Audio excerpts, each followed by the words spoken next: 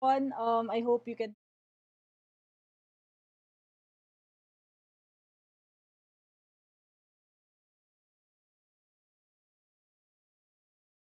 Again,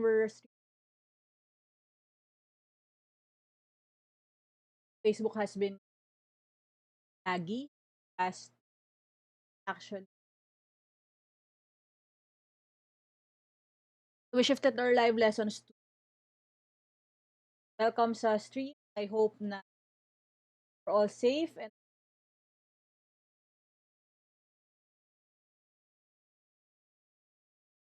other have. I'm gonna try to as sure no as this is actually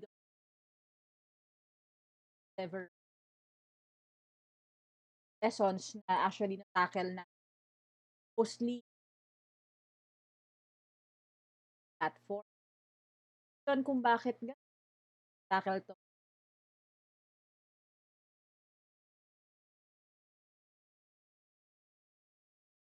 Facebook na social media courses or is because I felt like discussions about date and simple or they can very simple and so tackle ko siya as a C pero I felt like I feel like somehow magiging mas maganda yung discussion natin if I can all the formulas mas maganda kung hindi siya. Um, yun. Yung terms of ating I hope na medyo mas you can bear with me a little ating on a little bit of technical difficulty microphone natin but we're that fit.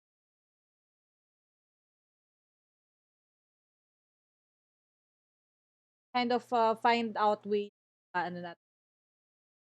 As of now, this is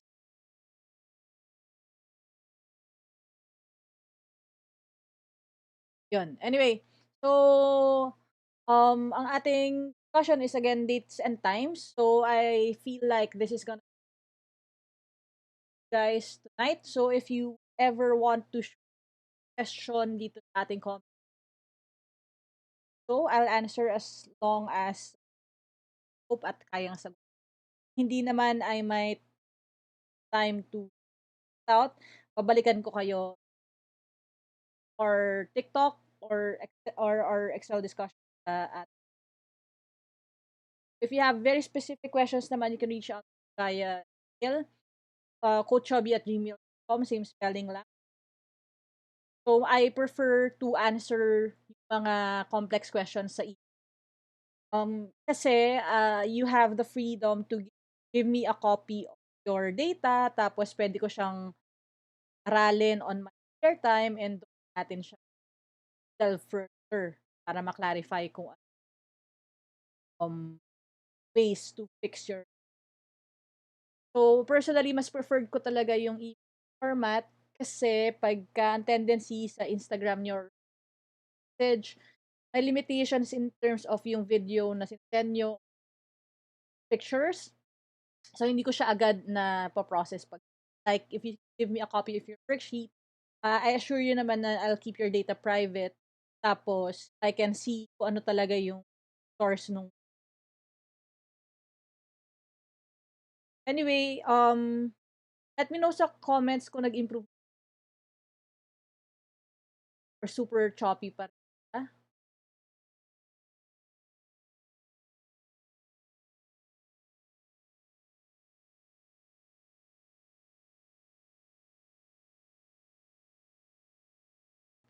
Patay natin yung noise gate para kaya lang you'll hear a little bit more na buzz.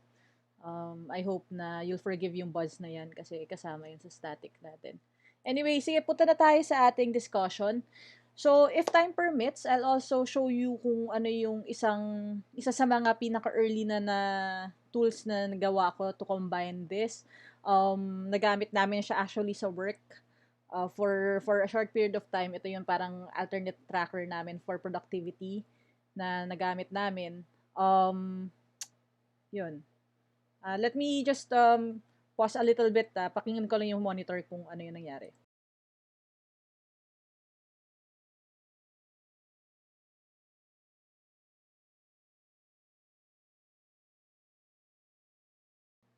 Okay, we're back. So, medyo mas okay na yung audio natin. May delay lang kasi kaya hindi ko na monitor agad. Pero thank you for letting me know na may delay kanina kay Gwen tsaka kay Leia. We have a little bit of, in case na we have a little bit of a lag, it's okay guys. I'm gonna try to record the stream. Sana kayanin ng ating encoder. Okay? Para mas smooth siya. So, start na tayo sa ating lesson. So, our lesson would be on Excel. So, ang Excel natin na file, I will show you kung ano yung ating nakikita sa ating screen. So, here you go. We have several tabs kasi isa-isahin natin yung mga formulas nga related to dates and times. So, we will see how it works. So, first natin i-discuss is yung workday formula. So, ang workday formula natin, what it does is it actually shows you the number of workdays between your data. So, meron kang start date and end date, tapos malalaman mo yung number of days, workdays na pagitan nung iyong start and end date. Okay? So, we have our from date and we have our to na date. So, this is very useful in kapag nagmo-monitor ka ng attendance or nagmo-monitor ka ng payroll. Sometimes we use this as well if we're pulling yung productivity data, if you're working volumes and timestamps. So, this is good kasi na-exclude na natin yung non-working days and yung holidays. Okay? So, ang sample natin, I just pulled up mock calendar, kunyaring calendar dito for December 2019, 2020. So, I can demonstrate better yung ating computation. So, from December 23 to 2019, which is ito yan sa ating Excel file, ito yung calendar natin, no? 23rd is a Monday to January 6, 2020. So, bibilangin daw natin yung number of work days. So, as we know, may mga holidays sa pagitan. The thing with Excel is it doesn't assume kung nasan yung location ninyo and it doesn't assume kung ano yung holidays ninyo. So, wala tayong source ng raw data kung ano yung holidays.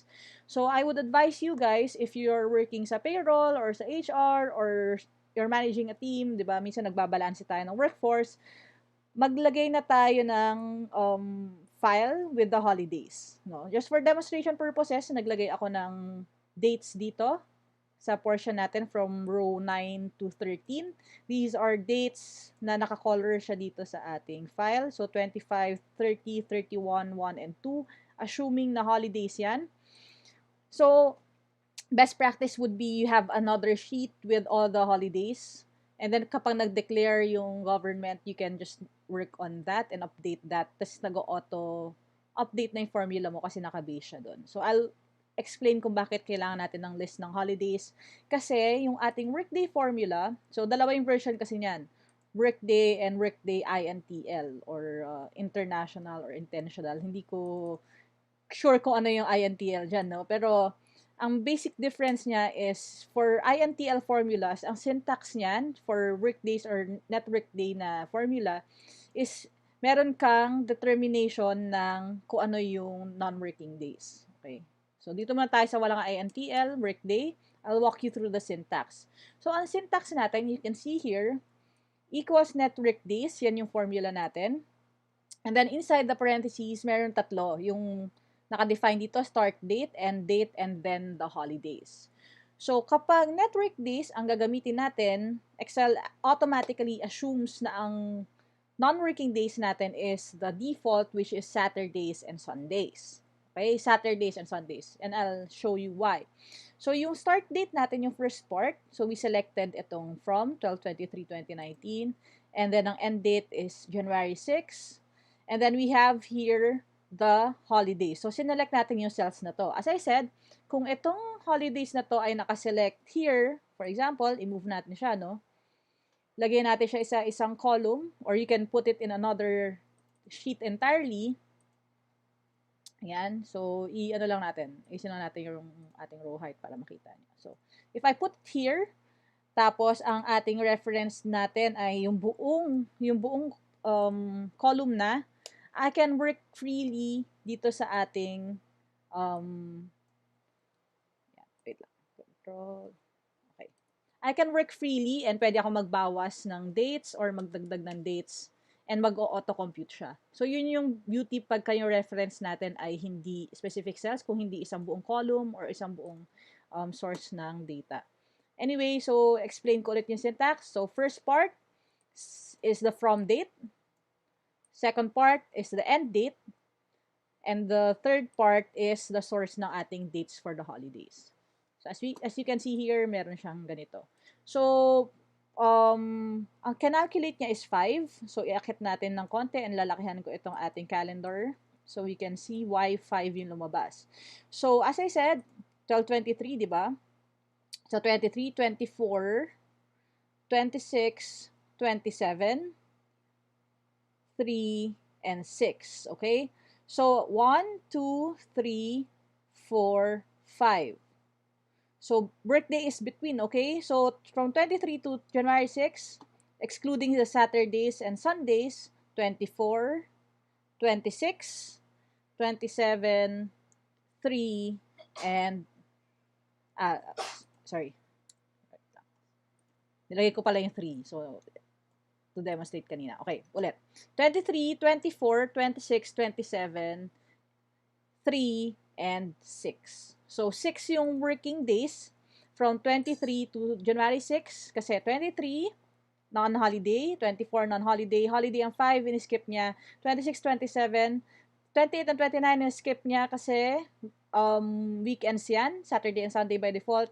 30, 31, 1 and 2, or holidays, in-skip niya rin. So, 3 and then 6. There's a total of 6 working days between December 23 and January 6. So, yan yung workday natin na formula. Ngayon, moving on to Workday INTL or international or intentional.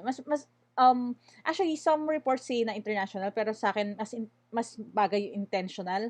Kasi yung workdays here, as you can see, there are 4 parts sa ating syntax. Yung kanina kasi 3 lang, di ba? From, start, and then holidays. This time, 4 commas, for values separated by 3 commas yung ating laman ng ating formula kasi we have the start date, the end date, and then we have a formula for the weekend, and then the holidays. So, we will talk about this weekend portion kasi same lang naman siya, no? Ito lang yung pinagkaiba niya. So, kapag nag-formulate ka, actually, pag wala pang laman yung ating third part, merong maglalabas na drop down here. So, from here, you can select Saturday, Sunday, Sunday, Monday, Monday, Tuesday, kung ano yung applicable natin na workdays. So, by default, kung Saturday, Sunday at 1 yan, ang ating workday, di ba? Yung ating workday ay same lang ng ating formula kanina. So, 1 Saturday and Sunday. And then, ang ating holidays is from column E. Same ang magiging result. Kasi yun ang defined natin na weekend. Pero once pinalitan ko to, for example, ang ginawa ko is 3, which means ang off days ng ating employee or ng inyong team ay Monday and Tuesday. So, 3 siya. Mag-iiba siya, 7 siya. Kasi Monday and Tuesday yung ini-skip niya. So, from 23, 24, 25, skip niya yan.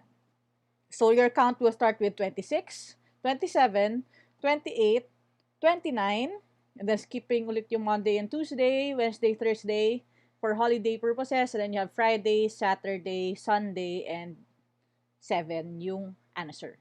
Kasi yung January 6 is a Monday, so off day siya. So, that is why 7 siya. So, the two formulas, again, it shows you kung ilan yung workdays dun sa pagitan ng iyong from and to na dates. The difference is with the INTL formula, you determine kung ano yung off day mo. So, yung choices niyan, andito sa baba. Ayan, so you can choose your workday there. So, I hope I made it clear itong discussion natin sa workdays. So, move naman tayo. What if ang kailangan mo naman na data is not the number of days, but you want to show kung ano yung date ng, for example, due date, or kung ano yung target na date of completion ng iyong project. So, hindi naman number of workdays, pero you want it to show you a specific date. So, in that case, hindi workday ang gagamitin natin. We will use, yan. Diba? Ito network days. Ito, we will show workdays naman. Okay? So, workday formula. Kanina network day. Ito workday formula. Ang workday formula will show you a date. So, dinate format ko lang muna ha, itong para to show you. Pero kung naka-general kasi yan, you can see, date pa rin naman yung lalabas yan, date value. Pero gawin lang natin siyang same na format nitong ating from date para clear. Okay? Ayan. So, kapag workday, ang formula natin, hindi network days, you have your start date, and then your second part will be the number of days from that workday, and then the third part will be your list of holidays. So, same syntax siya, except it will show you the number of days. So, it will add the number of days. Ngayon, if you want to go back naman, paatras, you can use negative. So, negative 5 instead of 5, negative C2, it will work paatras. Okay? So, think of it like an equation ng addition. Ganon siya mag-work. So, you have your start date and then your factor. Negative pag paatras, positive pag pa-forward, and then you have your list of holidays. So, for example, here we have December 23, yung ating start date. We add 5 workdays forward. So, from 23, again, ang default natin na non-working day is Saturday, Sunday kapag hindi natin siya in-INTL and sinelect. So, from 23, 24, 24, 26, 27, and then you have January 3, and then January 6. So, when you add 5 days from January 6, from December 23, you get the next work day is January 6.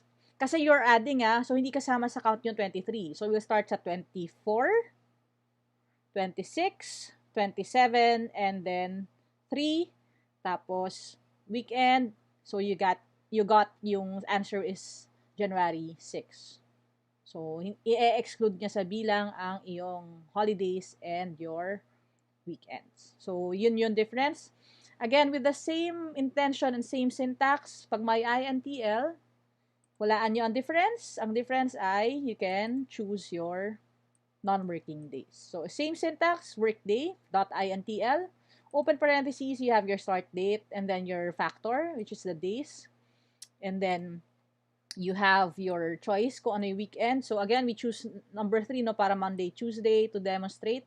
And then, you have your holidays. So, kung December 23 ka nag-start, Monday, Tuesday ay non-working, 25 is a holiday. So, your count will start from 26, 27, 28, 29, and then skip yung Monday, Tuesday, Wednesday, Thursday, you go to Friday is 3, and then, yun yung iyong workday plus 5 is January 3. Kasi 24 is in-skip niya, pero 26, 27, 28, 29, and then 3. So, mas maaga siya. So, yun yung difference niya. Kapag paatras naman, we can use negative. So, if you use negative C2 or negative 5, paatras siya magbibilang. So, from 23, which is a Monday, Sunday, yung 22, Saturday 21, Friday 20, Thursday 19, and Wednesday 18. So, negative 5 is December 18 kapag paatras. So, magkaiba yung formula. Pag network days, it is the number of days calculated. Pag workday ang formula, it is the next date or the date minus the number of days na factor ng ating equation. So, think about it like a timeline. No? Ang date and time is a singular timeline. So, pag forward, positive. Pag backward, negative. So, yan ang ating formulas on workdays. This is very critical kasi we don't want to add, di ba, yung i-add mo na manually, plus 30, plus 31. Kasi calendar dates, they move around, di ba? May, di ba, sabi nga sa kanta, 30 days have September, April, June, and November. All the rest have 31, except February alone, no? Ganyan ako nagka-calculate ng days kung 30, 31 sa kantang yon na hindi ko kakantahin kasi ako marunong kumanta. Pero anyway, Excel can do it all for you as long as you know the right formula to use sa event na yan. Okay, so we're moving on from our network days and workday formula. So yan ang ating first two na discussion. We'll go to date formats.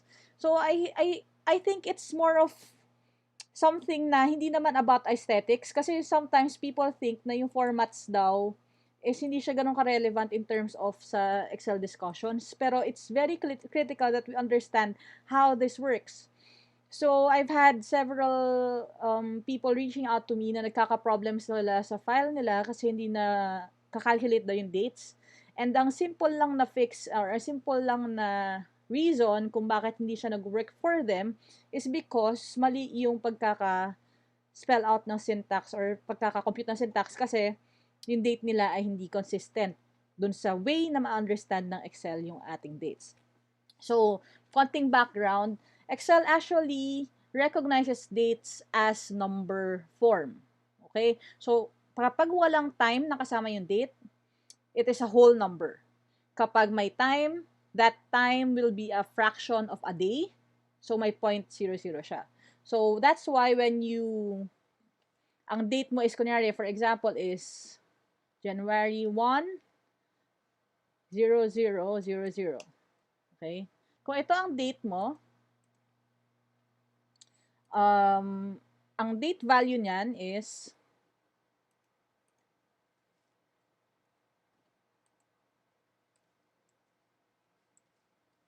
okay. Oops, sorry.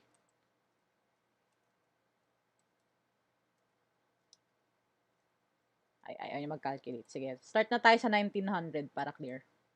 Wait lang guys ha. May technical difficulty tayo. Okay, wait lang. Let's start from 1900 na lang para hindi mahirapan ng Excel. Okay. So, 1900 ang start ng ating dates. So, that would be, ang date value niya, ang number format ng 11, first day of 1900 is 1. Diba? So, from January 1, 1900, yun ang 1. Pag January 2, yun ang 2. So, that's why when we say, kunyari, ang date ngayon is August 16, 44,059. Yan ang numerical value kasi yan ang number of days from January 1, 1900 sa calculation ng Excel. Okay? So, from 1900 onwards, yun yung kinakount niya. So, 44,059. Ngayon, kapag in-include naman natin ang time, meron siyang decimal. Ito yung now na format. Meron siyang 0.77307, which is the fraction of a day before maging the next day. So, 0.7 na, ibig sabihin, more than 2/3 na ng ating araw ang lumipas kasi 6 o'clock PM na. So, ito yung nag-make up ng ating decimal. So, kapag ang date na natin ay hindi kasama ang time, whole number siya. Kapag kasama ang time, meron siyang decimal, except kung 12 midnight siya. Kasi in that case, magiging 0.000 siya. So, yan ang concept. May numerical value ang dates and times. Nagkakaproblema tayo kapag yung syntax natin is may mali. For example, balikan natin ang ating date. Lagay natin 8, 16, 20. So, tama siya. Naintindihan niya siya sa whole number. Kaya lang pa nagkamali ka ng merong space or merong na misspell ka na may space sa 20, hindi na siya magka-calculate. So, you have to be careful about that.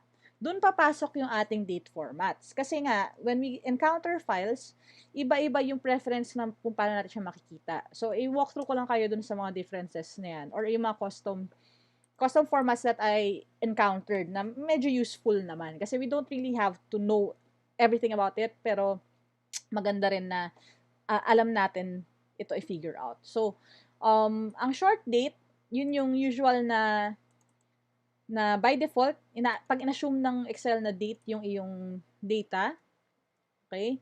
Yan, katulad doon, dahil 0.1 and then kinlik ko lang siya, nag-automatic siya na nag-format in such a way na naka-date form siya. Kasi, dito sa ating format option here, sa drop-down sa date, yun yung tinatawag natin na short date. So, ito yung default na setting niya is a month /day /2 digits ng ating year. So, the next naman na pinaka-option natin na nandito na agad sa face ng ating Excel file is yung long date. So, pag long date naman, it includes the weekday, comma, and then spelled out yung month, day, and comma, the year. So, yan yung mga nandito na sa face ng ating Excel file pa lang. Ngayon, you can further improve that kasi ito nga short date and the long date. I work with custom dates kapag meron tayong files na may gusto siyang paggayahan, may gustong paggayahan yung ating data. So, in this case, you can click here and then go to number formats lang. So, from number formats, you can select here. Sa date na category, meron ng options dyan. So, kung nahanap mo yung specific na gusto mong itsura, pwede mo na i-select and just click OK. So, for example, papalitan natin. Ayoko nung month, day, and then year. Gagawin ko siyang dash. Year ang una. I can just select this. So, dito sa type na section, you can actually see kung ano yung mga gusto mong choices. Kung nandito na yung gusto mo, you can just click and select OK. And then, it will determine that na.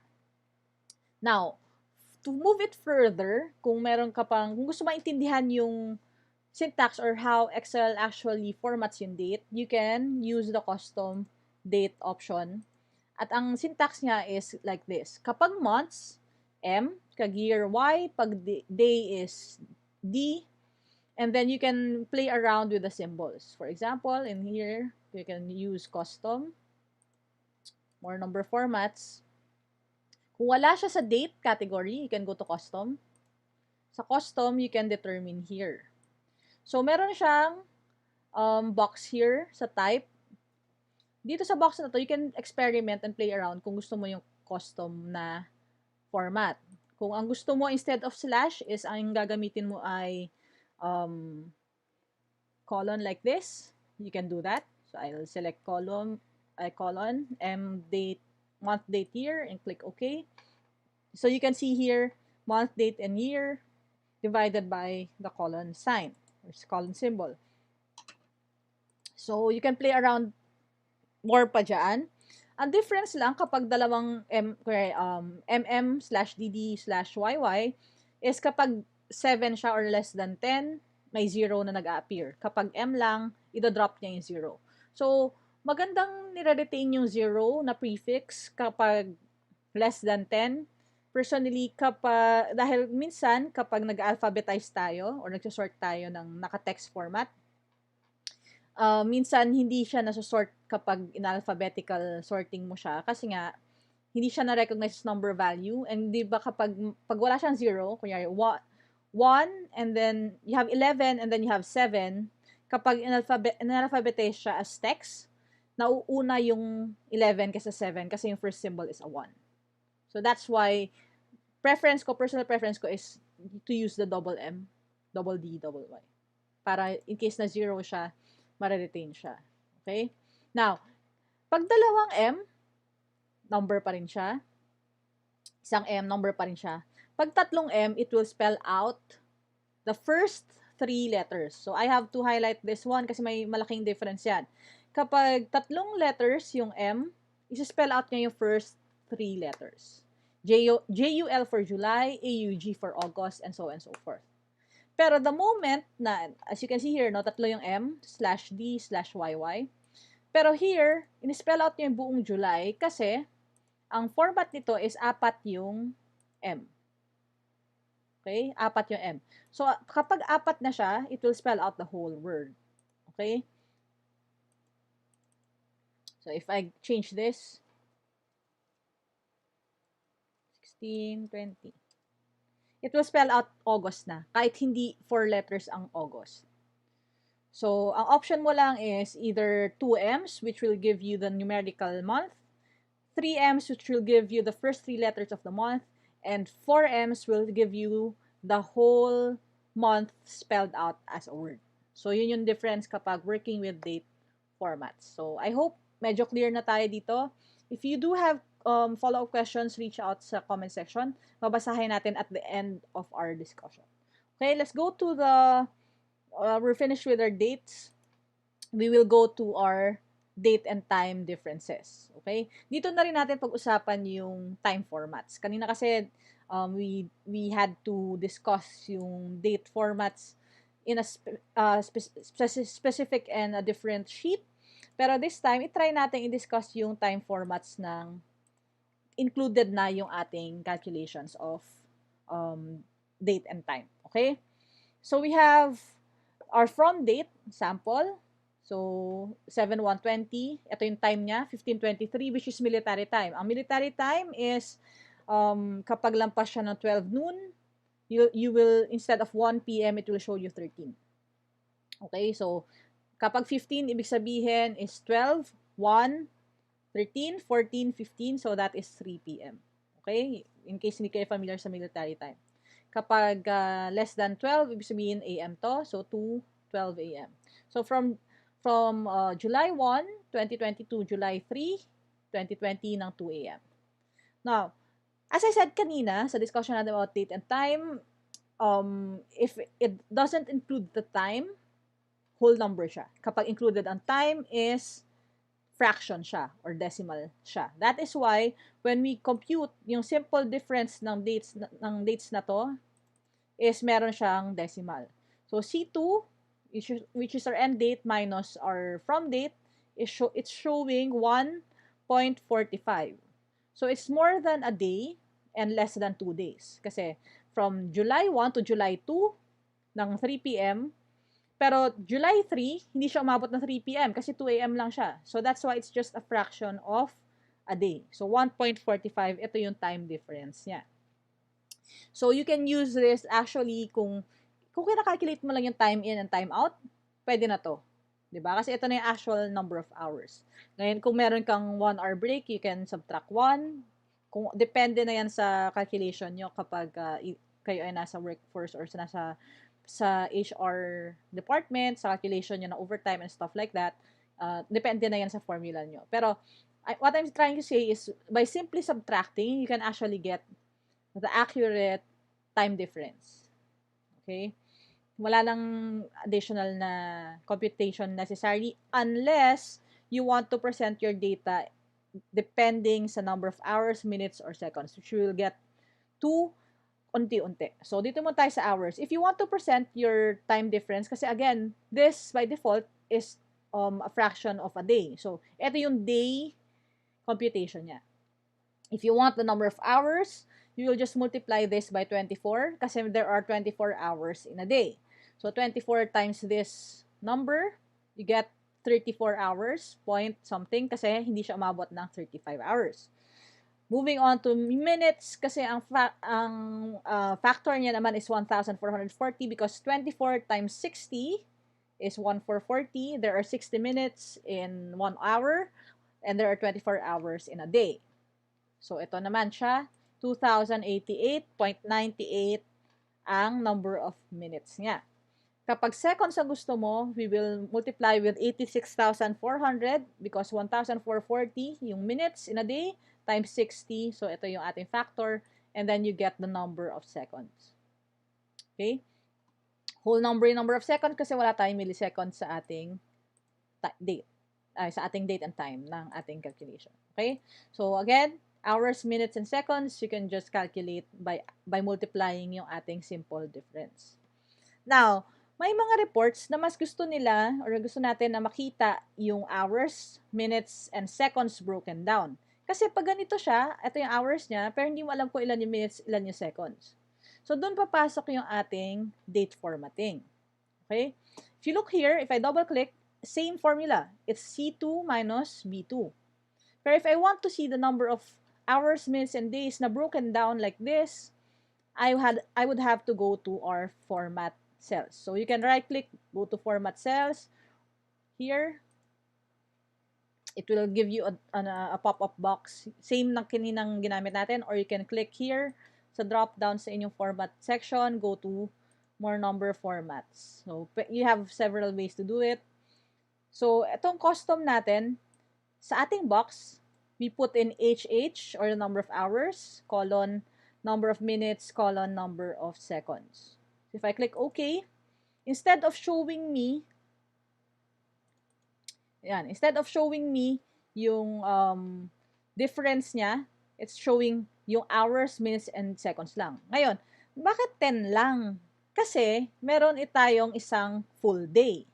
So that is why you have to be careful na if lalampas siya ng isang day, we will include the DD na custom format. So right-click, format cells. You can see here, meron siyang D kasi yung D is the number of days.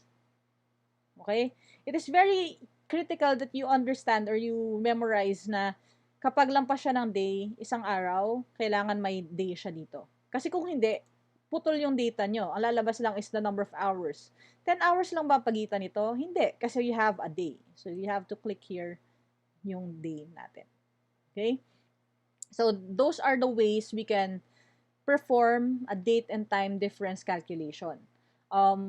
Mas pleasing to sa eyes kapag, for example, you're calculating lap times, di ba, sa fitness. You want to see minutes and seconds instead of number of seconds lang. Kasi pag number of seconds, divide mo pa yan to get the number of minutes, di ba? Or ganun. So, that is how yung formatting ng date and time will also affect yung quality ng iyong data kasi ang formula niya is the same lang. It's a simple subtraction, pero yung presentation ng data must be clear. So, yung day, hour, months, and seconds, ang papalitan mo lang is the date format. Okay? So, again, if you have any questions na gusto nyo balikan later, just let me know sa comments. Babalikan natin when natapos ang ating discussion.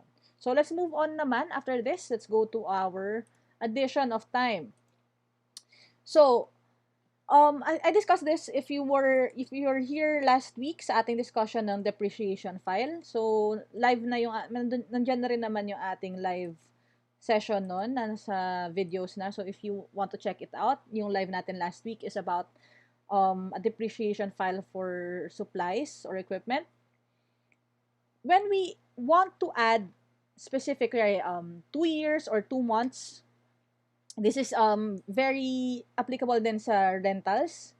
Di ba when we rent out naman yung ating condo or yung ating real estate, we always say na parang on the 6th of the month or on the 15th of the month, di ba? So it's a specific date, specific day in each month. Hindi siya per 30 days, di ba? At least yung norm, no? When we say we have 6 months rental, depending on the calendar day, hindi siya sa number of actual days. So that is why it's great then to know how to add specific parts of the date instead of numerical values. Explain ko. From for example, kung ang start date natin is July 1, 2020, kung mag-a-add ka lang ng isang day diyan, okay? So demonstrate lang natin. If you'll add 1, you can just equals this plus 1 and it will show you the right day. Ngayon, kung sasabihin mo naman na i-rent ko to for 2 months, and you say, oh, ilang months ba per day? Ilang days ba per month? Depende sa calendar month, di ba? So, I can't assume. Anong gagawin ko? Titingnan ko ba sa calendar? Ilang days nga pala yung July? 30 days of September, April, June, and November, all the rest of 31. So, July, so this date plus 31 sa July, and then I'll go to August na. 30, September, April, June, November, all the rest of 31. So, 31 days din ang August. So, plus 31. So, you see how tedious it is to do that. Kasi pag namali ka, at in-assume na 30 days, uusog na siya. 'Di ba? So, may difference yung calculation natin. So, that is why we have to adjust yung ating analysis. Kung 2 months ang gusto mo idagdag, we will discuss that in a bit. So, this formula, ang gagamitin natin ngayon is the date formula. So, the date formula, ang syntax niya is basically, you can determine kung ano yung source ng iyong year, month, or day. For example, if I have another day here, another date here, 8/31, 2021. Okay? Sige, lagyan lang natin siya, i-format lang natin siya ng medyo mas malaki para kita niyo siya. So, kapag gumamit ako ng date value, kapag gumamit ako ng date na formula, I can determine kung ano yung year, month, and day. So, pwede ko yung i-combine. So, kung ang year ko, ang kukunan ko ng year ko is this, so 2020. And then, ang month ko, ang kukunin ko is this, August. Ang day ko, ang kukunin ko ay, ito ulit, first of the month. It can combine that.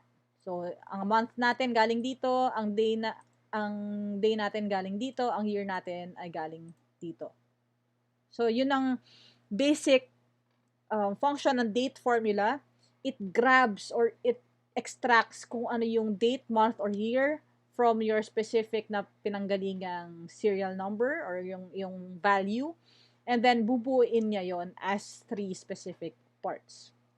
So, that is why it is the best option kapag mag-a-add tayo ng years, months, or days. So, for example, here, to show it to you, so we have the date formula. Ang year natin, kasi hindi natin wala tong basis, no? I just demonstrated that. So, tanggalin natin yan para hindi magulo. So, ang year natin, ang month natin, ang day natin ay galing dito. Pero, sa year portion, as you can see here, I added C2 kasi nagdagdag tayo ng 2 years. That is why it is July 1, 2022.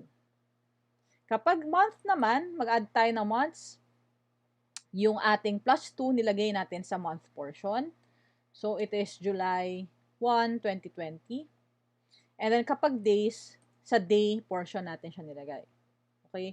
So, you can actually add lang additional days, additional months, or years na extension, especially for contracts and stuff like that. So, on the first pa rin siya kapag month, and then pag day, napunta siya sa third kasi 1, 2, and 3. Nag-add siya ng 2 days. So, yan yung way to add years, months, and days na hindi ka nag-add or tweeting sa calendar or hindi ka gumagamit ng plus 365.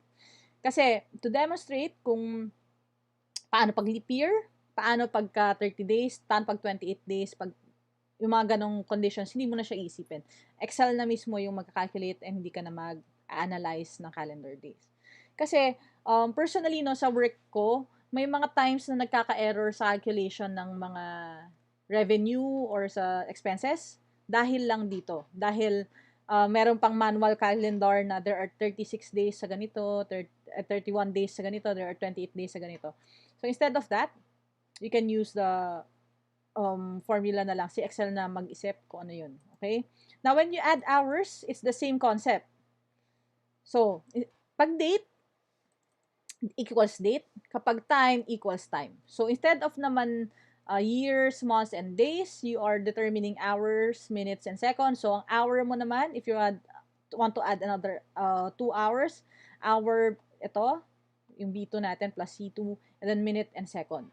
Now, if you want to show the date and the time, i-add mo lang yung ating date. Okay?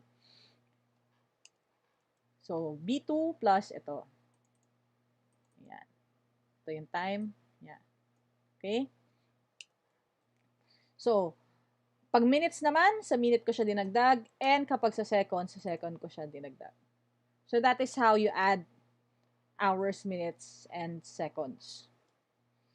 So, when you look at Excel like this, mas madali siyang magkaroon ka ng perspective on the the numerical values or the date values ng iyong um, text. Okay? So that's how we come up with this stuff. Again, kasi itong mga to will always have a numerical value. So kapag change ko tong lahat to general, you can see here, meron siyang whole numbers for days and then fractions kapag may time. So this is how Excel actually sees it. Nakikita niya siya as numbers, kaya madali siya mag-add and subtract. Pero tayo as a human, mas magandang nakikita natin data na to, mas naiintindihan natin siya pag ganyan siya. So, yun yung thing doon. Kasi, minsan we give up kasi parang hindi natin intindihan ba't ganun, ba't nag-error yung date, ba't nag-error yung time. So, it's good that we have discussions like this para naintindihan natin kung paano nag-ooperate or paano ina-analyze ng Excel yung ating time differences or additions or subtractions ng time. Okay? So, that's our discussion about dates and time. So, as I said, may pa-bonus tayo. So, this is one tool that I used or that I made for yung work ko before. And then this tool actually I was able to sell it kasi may mga bumili nitong tracker na to kasi gusto nilang gamitin for their companies. So na-formulate ko siya tapos parang naging sideline na rin kasi when people ask me, may tracker ka ba, meron ka bang way, may tool ka ba? Yun, binibenta ko rin siya kasi binibili nila eh. Binabayaran nila ako to customize. So, one of my previous bosses, he said na gusto niya gamitin to track yung productivity. So, here, meron na siyang task description. Meron akong drop down dito ng mga tasks. And then, meron tayong buttons here. So, here, we have a macro na. I made a macro for recording. I-demonstrate ko lang kung paano nag-work yung backdoor niya. Kasi kailangan natin maintindihan yung concepts of addition and subtraction ng time kasi nag-a-apply siya here. So, may buttons. Ito, lahat tong buttons na tong iba-ibang kulay, ay clickable siya. So, kapag kunyari may task ka, and then you start a task, and then kunyari nag-pause ka, nagkape ka, and then you resume, and then you stop kapag tapos ka na. And then once na natapos mo na, after you stop, you click record. So, yung macro natin, kina-capture niya yung data here. And then, nilalagay niya siya sa isa pang sheet. So, ito na siya. Ito yung task, new hire processing. Tapos, ito yung timestamps niya ng start and date. And then, you have the cycle time. Okay? So, yung data na yan naman, if I go to our summary, may summary tab ako dito, and I click refresh, maka-capture niya yung data na yon and the minutes I spent doon sa task na yon. So, lakihan natin ang konti. So, yan. So, this is actually a way for the admin nila to break down yung tasks per tao and then you have a console tab here that you can lagay naman your analyst name or your volume and stuff like that. Tapos ito yung sinasubmit nila at the end of the day. So, I also use this on my own kapag nag-automate ako ng mga bagay. Just to figure out kung worth it ba na i-automate siya or hindi naman substantial.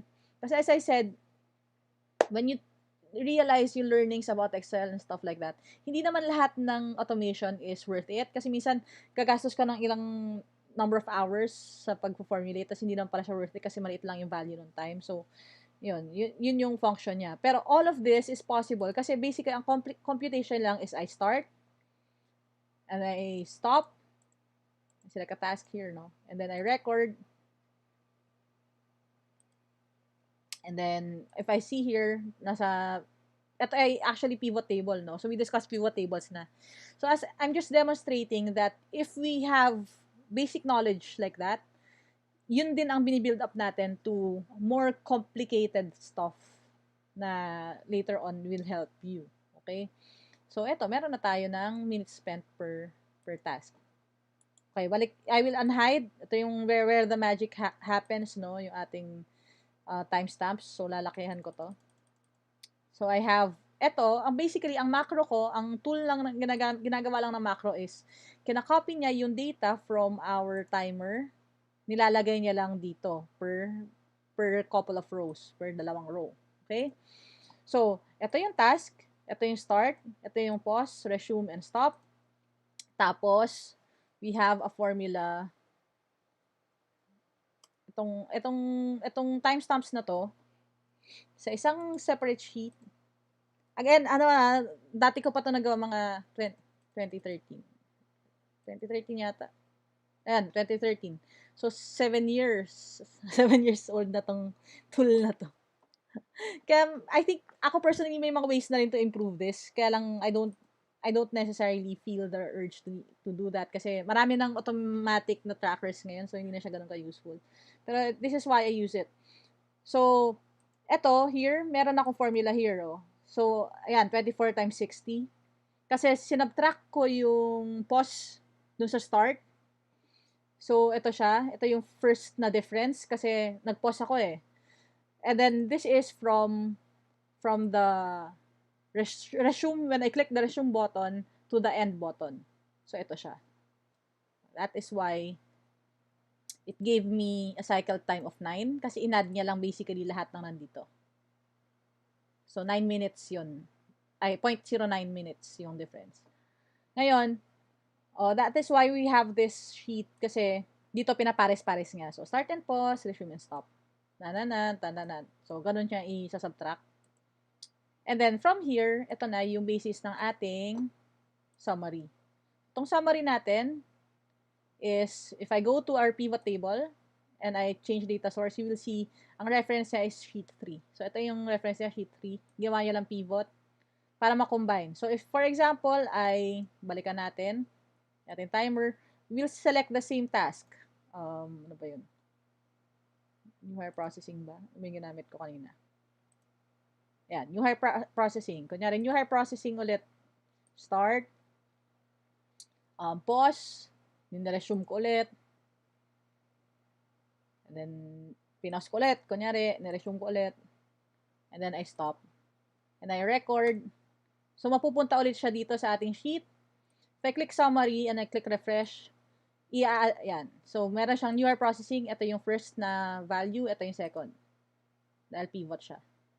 So, yung una, meron 0.09. Yung pangalawa is 0.14. So, yan. So, i-add niya yan. I-add niya yan. Yan. Yun yung basic thing. Now, this is a very critical tip, no? And I am sharing this to you kasi hindi ko siya ginagawa or hindi ko siya nagawa for so long. Kapag may na-automate akong tasks, hindi ko kasi siya na-document kasi hindi ako masipag mag-document. So, ang nangyayari, hindi siya, parang I feel like I don't necessarily seek yung validation for the automations that I make. Kasi, these are steps na kapag you learn further sa Six Sigma, sa Kaizen, sa process improvement, documentation, necessary kasi to to validate or to prove na valuable yung, or value adding yung ating mga automations. So, if you could include yung tracking system or yung pag-monitor, kasi pwedeng, ito yung original process, and then I make a tool, tapos gagawa ulit ako ng another tracker for the current process with the automations. If I can prove na substantial yung difference, and then, yun na yun. Diba? Yan nga yung, magkakaroon na tayo ng time study dun sa ating tasks. So, yan.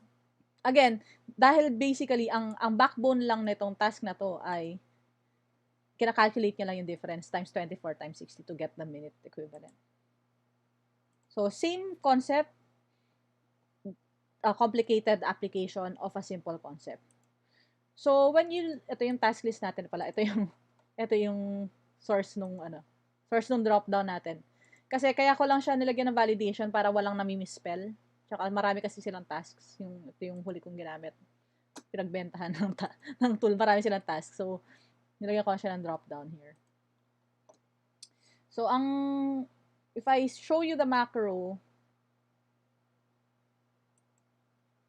yan, yung ating macro. May per button kasi, so meron tayong start time. Ang nilalagay niya lang, if you can see here, is naglalagay lang siya ng now, equals now na formula dun sa ating cell. And then, kina-copy-paste as value niya lang yon para ma-lock yung now. Yun lang ginagawa niya. And then yung ating pause time is, again, pupunta rin na siya doon. Pupunta lang siya to the right nung ating now formula. Magna-now ulit siya. So, kinaka-copy-paste nila yung now na value, na time value. Yun lang ginagawa niya. And then, when I click record, yan. Pag nag-record naman ako, ika-copy niya naman yun. Lalagay niya sa sheet 2. So, yun lang yung basic na ginagawa ng macro. Okay? So, when I delete naman, when I delete here, yan, didelete niya naman yung laman ng pivot. So, meron lang ako dito yung next line. Okay? Yan. Yun lang yun. So, if you think about it, yung macro portion niya, walang complicated thing about it. Wala siyang, nagre-relative lang siya nagpe-paste lang siya na timestamp here. Ayan. So, yun lang yun. So, again, date and time functions, you have to understand that Excel translates it as numbers. Tapos, you can master that na. And then, push it further. Depende sa pangangailangan. So, these are things naman, ito yung part na to, hindi naman kailangan ng lahat. Again, you can pay for people to do this for you. This is something lang na enjoy ko rin gawin on my own. Kaya ganun. Kaya ako siya ginawang ganyan. Okay? So anyway, that's our discussion. I hope you learned something new. And I hope na naging clear naman tayo. So sorry kung medyo nosebleed dito sa part na to. I just, again, it's about network days, workdays, date formats, date and time differences, and date and time additions. And there are formats for times as well. Yun yung discuss natin tonight. And that's all we have for our discussion. Sige, we'll move with our questions. Meron ba tayong questions? Okay. Yeah, stop ko muna yung recording natin. So, thank you guys and see you sa next video. Okay. Let's move on dun sa ating chat box. Hi, Gwen. I love you. Angela is watching. Hi. Good evening din. Yung format, yun yung code po. Hindi clear masyado yung question mo. I'm not gonna mention your username kasi hindi siya general patronage. So, hi Coach Laika, thank you for dropping by. Hi Tita Shine, thank you for watching. Thank you for teaching me pivot tables kasi ikaw nagturo niyan sa akin. So, thank you. What else? Gusto raw ni Gwen, you want a copy of the tracker? I can send it to you. Gusto mo ba? So, yan. And Leia is saying, relevant daw sa time and motion study. Yes, time and motion study is actually a concept for, nagsimula nung, Industrial Revolution. Na they realize na, kasi before, kunyari, making ng sapatos. Sample. Sapatos. Kunyari, may sapatos. Dati, kunyari, isang cobbler, gagawa siya ng sapatos, gagawin niya lahat. So, siya yung gumagawa ng swela, siya gumagawa ng sintas, siya yung gumagawa. And then, they realized sa Industrial Revolution na kapag na-master pala ng isang tao lang, kunyari, ang gagawin mo ng buong araw ay magsintas. Sobrang bilis mong magsintas kasi yun ang lagi mong ginagawa. So, nagkaka-mastery ka dyan. Paulit-ulit ka nagsisintas, bumibilis. So, that's why meron na tayong concept ng production line, di ba? Kapag punta ka sa factory, di ba? Sa Charlie and the Chocolate Factory nga, di ba, yung tatay ni Charlie doon, ang trabaho niya is nagsuscrew siya ng takip ng toothpaste. And then, nung araw na hindi na kailangan kasi a machine replaced, na wala ng trabaho yung tatay niya. So, yun yung concept ng time and motion study. Na if you concentrate on one thing, you will speed up, you will produce efficiency dun sa part na yun. So, kaya importante na when we have a task, we break it down into specific steps para alam natin kung saan natin siya pwedeng i-improve. Yun yung concept ng time and motion study. Thank you for mentioning that, Miss Leia. So, anyway, mukhang okay na tayo. So, thank you again for watching, guys. I know na it's actually kind of sad kasi it's harder to convert people into hanging out with me sa YouTube instead of Facebook. Kaya lang, as you can see, di ba, it's way more smoother kapag nandito tayo. But I will try to figure out a way to, to post yung ating content doon pabalik sa Facebook later on maybe. When pag nagka-budget tayo to improve yung hardware natin. Medyo hirap tayo sa encoder. May question, if you have any questions again, please feel free to reach out via Facebook, Instagram, TikTok. TikTok, I can't really answer all the comments. I feel like now if you're coming from TikTok, thank you for dropping by, no? Kasi kaya sa TikTok iba-iba kasi yung mga tao. So, hindi lahat nako-commentan ko, and as much as possible I preserve din my mental health. So, hindi ako masyado nagtatambay and mag-comment sa lahat ng comments sa TikTok. Pero I try to do that more sa Facebook and email. So if you have questions, send me a question sa email na lang. And then I'll get that file kung ano may send niyo sa akin. Don't worry kasi una sa lahat pala, if you have actual data or actual contracts or yung mga private information, kung pwede nyo na siyang baguhin sa end niyo before you send it to me, that's great. Kasi, di ba, syempre, data privacy. Pero if not naman, hindi ko naman siya gagamitin to demonstrate. So, I would change it up definitely if I have to share it to other people. So, at least you have my commitment na hindi ko naman i-divulge yung data ninyo to others. Pero if you can do it on your end then, para mas comfortable kayo, okay lang din. One more side note, no, if you're watching, I keep getting messages na meron ka po bang file about inventory, or meron ka bang file about this, meron ka bang file about stocks. Again, I'm teaching skills kasi I want you to be able to troubleshoot yung files. That's why I don't just make one template and then send it for free. Kasi pag ganun, ang mangyayari dyan is mauubos yung time ko answering yung questions nyo kapag ito troubleshoot yung file. Mas maganda if you are able to create your file on your own, kasi ikaw na rin yung magme-maintain ng file na yun. Kasi mahirap, kasi walang one perfect way to make an inventory file or one perfect way to make time and motion file. Walang ganon. So, again, if you want something custom fit or tailored para sa inyo specifically, maybe you have to pay for it na may ibang taong gagawa nun, and then they will provide support na to improve yung tool later on. Pero as for me, and everything I teach for free, I want you guys to be able to make reports on your own.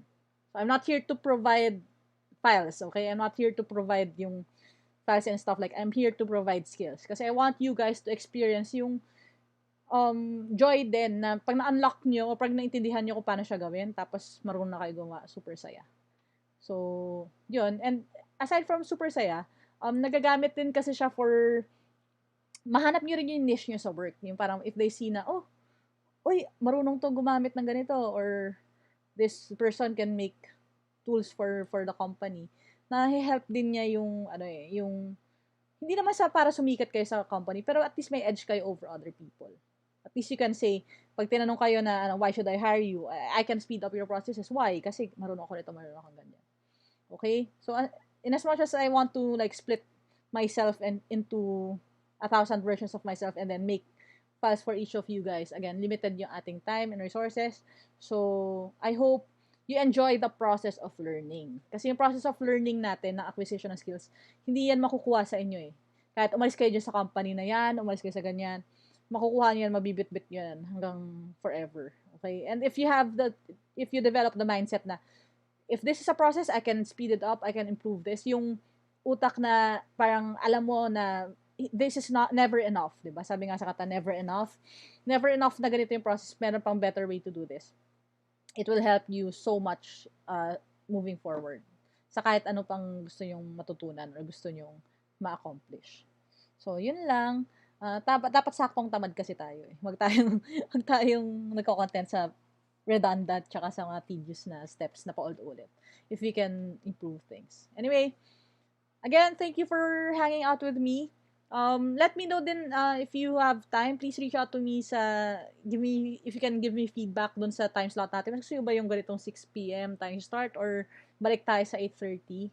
I don't know kasi whichever works, so I'm probably gonna ask for help na let me know kung ano yung mas nag-work sa inyo. Depende sa schedule nyo. Again, we moved to Sunday lang for this week kasi may online reunion kami sa college kahapon. So, hindi ako nakapag-live kahapon. Pero, next week, balik tayo sa Saturdays. Tentative muna yung time. So, I'll post naman ng Friday at the latest kung ano yung time slot natin. I'll just wait for your feedback, guys. So, hi kay Jeremy Ibanez. Sorry sa name mo kanina. It's okay. Understand. Siguro may alternate account ka for watching stuff. Pagkatas po ba nito nakasave na iyong video sa YouTube? Yes. After the live finishes naman, nare-retain naman siya sa YouTube. I think magkakaroon lang ng processing delay, so medyo mas lower quality yung video, and then later on magiging higher quality yung video. But once na na-process na siya ng YouTube, I will also make a shorter clip. I-clip ko siya para to speed it up a little bit more, make it more bite-size.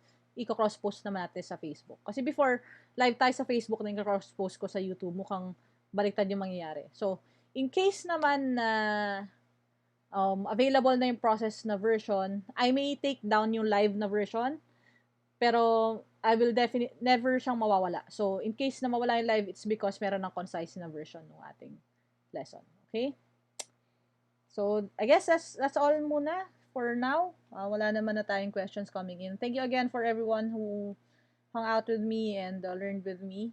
I hope this thing becomes part of your routine din, di ba? So, at least we all have something new na matututunan natin as we move on. Stay safe. God bless at be a better person today than you were yesterday, as I always say. I'll see you around, and please stay safe. Ingatan yung mga sarili nyo. I hope when all this comes to pass at matapos ang lahat na ito, I hope we can all approach the world with a better perspective and be really grateful about all the blessings that we have for now, families natin, and everything that God provides for us. Again, be a better person today than you were yesterday. I'll see you sa next nating lesson, and TikTok is, I always post at least a video a day, and see you din doon if you want to see more short form discussions. Follow me on Facebook for more interactions, and see you sa social media natin. Thank you, and God bless, and that's all for now.